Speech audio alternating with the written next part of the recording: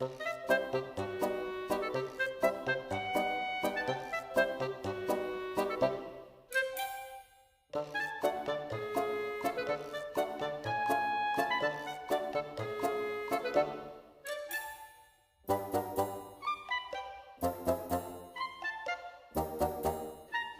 you know who I am? I'm an important guy who does important, busy things because I'm a busy guy doing important things. Yeah, okay. Busy guy. Super busy. Really importante. Important guy. What the hell are you? Oh shit, I got an interview. Oh, and a haircut. Whose hair is this? Alright, I'm ready. Alright, where is it? Hey! I'm a busy guy doing important things. Hello?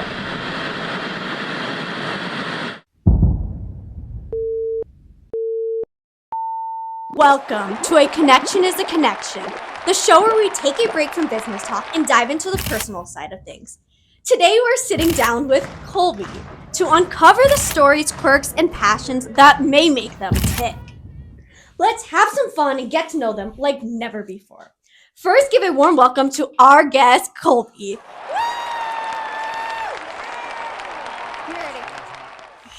Hey, ladies. Ready to mingle? We are here to keep it light and fun, so let's jump into some questions. Kolby. Yes. What's the one thing you own that you'd be embarrassed for someone else to find? My ex-girlfriend's phone number. I don't own underwear. Collection of Russian like stacking dolls. Oh. That was pretty dope. Describe the perfect kiss in 3 words. Oh no. With someone else. Yeah, with someone else. That's 3 words. Not by myself. Turn the lights off. And there was just, not my mom. I don't know. I got 3 words for lots of kissing. What has been your biggest blessing? My biggest blessing? Mm-hmm. I'm not going to get emotional. Probably 2 things. One would be at almost 50 years old. I'll be 50 in August.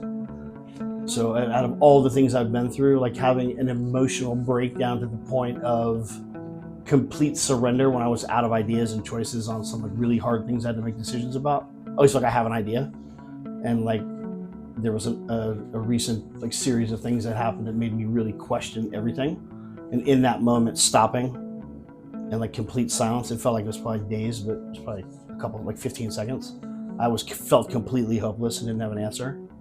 And in surrendering, I found the answer because it had nothing to do with me. And my kids, like those are probably those are the 2.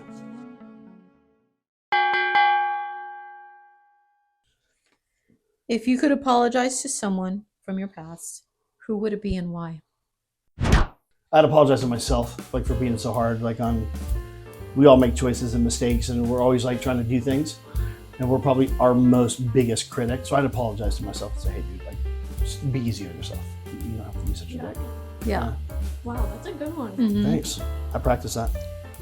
Dr. Phil, and with my therapist. Oh, That's so nice. your therapist. My therapist.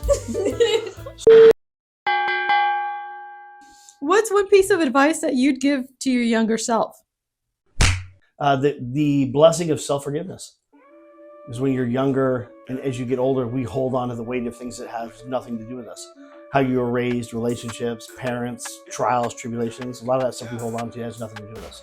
Yeah. We carry that through what we do. So I would say, hey dude, it's going to work out because it has to. And like, just keep going and try everything. Try everything. Yep. Yeah. Totally.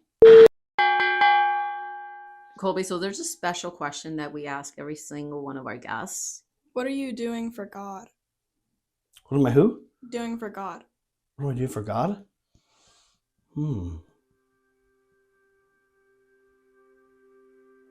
I've surrendered to the fact that I know that there's something bigger than me, and I'm okay with it. Like, and I accept that in like how I show up every day. Yeah. Yeah.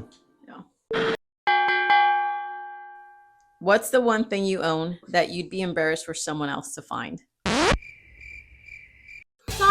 That question, having to hear that question twice, the same interview, I'd be most embarrassed for the person asking me the question.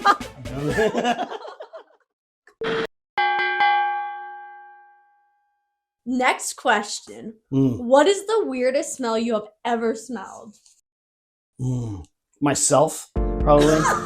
Yeah, like when you when you get to a point where you're kind of ripe. I don't use deodorant every day, but I'm like a stinky hippie, and it's like you get to the point where you're like, dude. If you were a flavor of ice cream, what flavor would you be and why? French dip sandwich. That's a flavor of ice cream? That's a flavor? You're gonna be like, that sounds sucks. You probably eat it and be like, it's like a meal. That's pretty delicious. What would I be? I would be vanilla because nobody would see it coming. If they're like, that dude's vanilla ice cream, you'd be like, really? You taste it and be like, that's pretty good. That's pretty good ice cream. Yeah. Probably. I'll probably be vanilla. Describe your dream date to us. Oh, yeah. One that doesn't call me back. One that has really low self-esteem. One who has daddy issues. And I'm looking for somebody who's still attached to their ex-boyfriend. And maybe who wants to meet their long-lost lover and then talk about their ex-boyfriend for like days and wants to make out, and then we ghost each other. Oh, so that's the dream. That's what I'm hoping for. Oh. That's love. I'll swipe it up. Swipey. Yeah, the Yeah. swiping. That's it. Swipe it up. It gets old after a while. Swipe or no swipe? Well, not for me. I'm old. I'm just getting into this. Y'all have been doing this for a minute. I'm old. I just started. This is young guys. You're young whips. You've been into swiping. I'm old. Swiping. It's okay. You'll find someone great. I hope not. I really do. We're running out of time. I hope it doesn't get better than this. It's awesome right now. Well, it's gonna get better. Oh, thank you. Don't threaten me. What's the worst advice you've ever taken, and how did it turn out? Worst advice I've ever taken.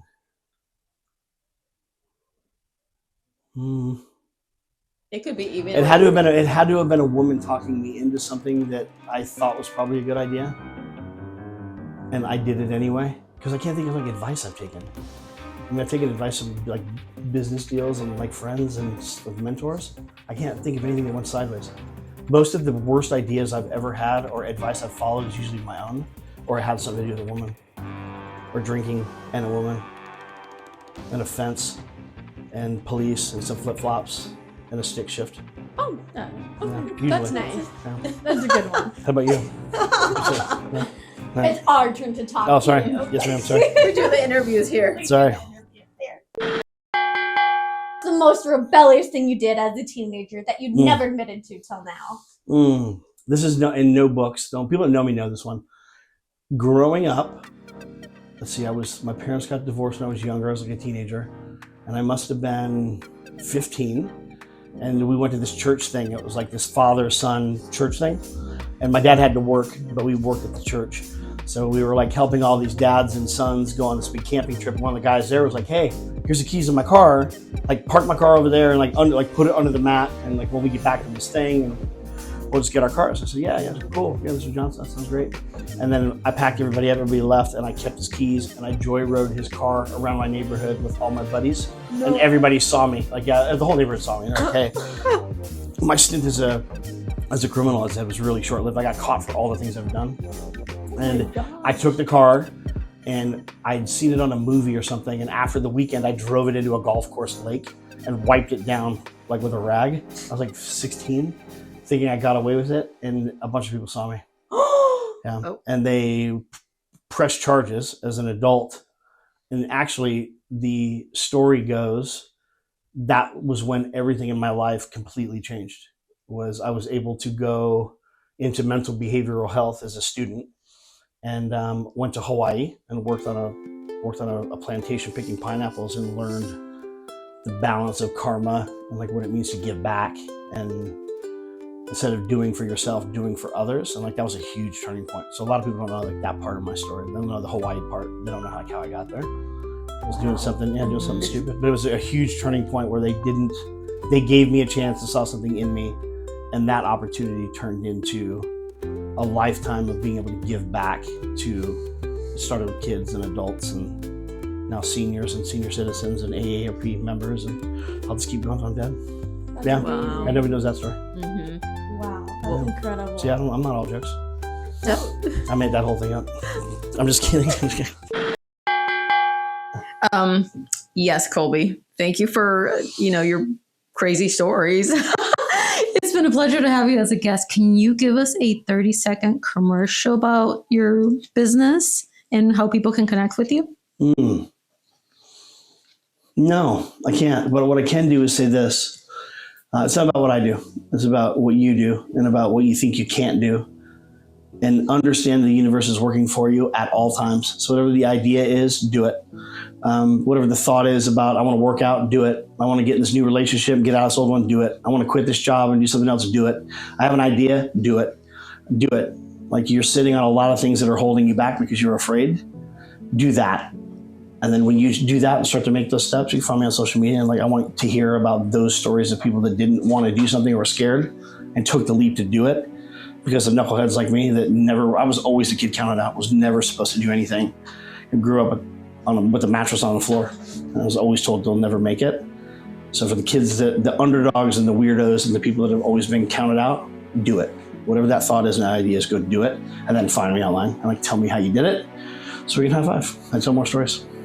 That's amazing. Well, thank you so much, Kolby. You're welcome. It's been such a great day with you. Thank you. And stay tuned for more interviews.